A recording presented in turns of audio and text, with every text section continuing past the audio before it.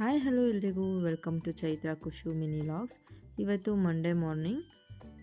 ಇವತ್ತು ನಾನು ತಿಂಡಿಗೆ ಮಶ್ರೂಮ್ದು ಗ್ರೇವಿ ಮಾಡ್ಕೊಂಡಿದ್ದೆ, ಹಾಗೆ ಚಪಾತಿನ ಮಾಡಿದ್ದೆ.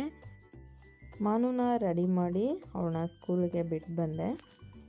ಕಾರ್ತಿಕ್ ಮಾಸದಲ್ಲಿ 1 ಮಂತ್ ದೀಪಗಳನ್ನ ಯೂಸ್ ಮಾಡಿದ್ವಲ್ಲ, ಆ ದೀಪನ ಇವತ್ತು ನಾನು ಕ್ಲೀನ್ ಮಾಡ್ಕೋತಾ ಇದ್ದೀನಿ.